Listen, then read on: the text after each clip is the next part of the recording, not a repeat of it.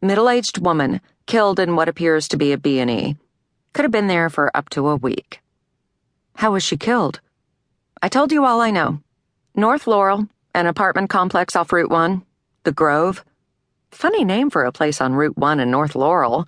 I doubt there have been any groves there for a long time. When was she found? Call came in to 911 a little before 3 this afternoon. She didn't show up for her shift at the Silver Diner after a week off, didn't answer her phone or her cell. That was odd enough, her boss says, that he went to check on her. Ya me voy, Lou says. I'm going. She and Gabe had been in high school Spanish together, although they had barely spoken to each other in any language back then. He hated the fact that his accelerated math skills weren't enough to free him from all of high school. He split his days between grade-appropriate classes in English, history, and Spanish, then was driven to College Park for math and physics. He should have been admired for his double life, but he was a pariah, disliked by almost everyone, especially Lou.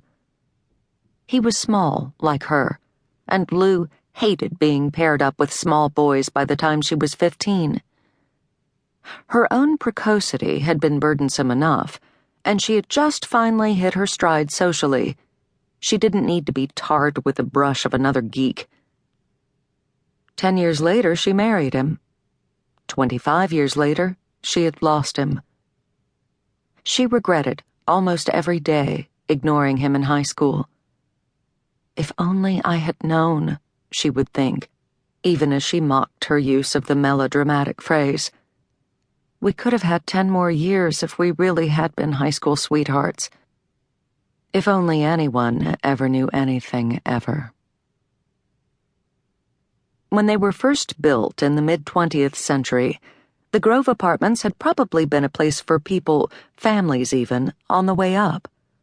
All the little telltales of aspiration are still here, if worse for the wear. The curving fieldstone entrance, the swimming pool, the name spelled out in a pretentious, once fashionable font, although the sign had been reduced to The Gove. And there had been an attempt to avoid a cookie-cutter appearance, with 2 styles of residences, townhouses and 3-story apartment buildings, done in 3 different sidings. There is nothing obviously wrong with the Grove, yet Lou senses that the people who live here now are, at best, treading water. Like the Grove, they've seen better days. Another tell. The cop cars, crime scene tape, don't seem to excite much attention. People pulling out of the parking lot slow a little, but no one gets out. No one is gathered at the tape's edge.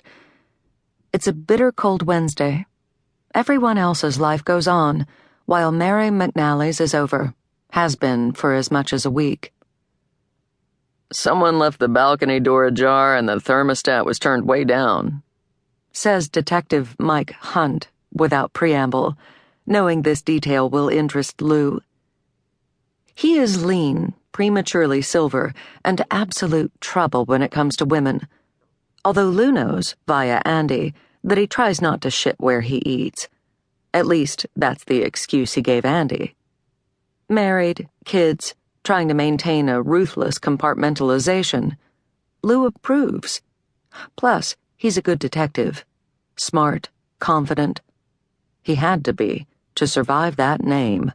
Beloved by prank phone callers everywhere. Do you think it was a deliberate attempt to obscure the time of death? Maybe. Or maybe she turned her thermostat down to 62 degrees every night to save money and the killer left the door open in his haste to get away. We're taking fingerprints from there and the sliding door where we think he entered. The one he left open? No, there are 2 bedrooms off the balcony, each with its own entrance. Let me show you. The apartment is nicer inside than Lou expected. The Grove's bones are substantial.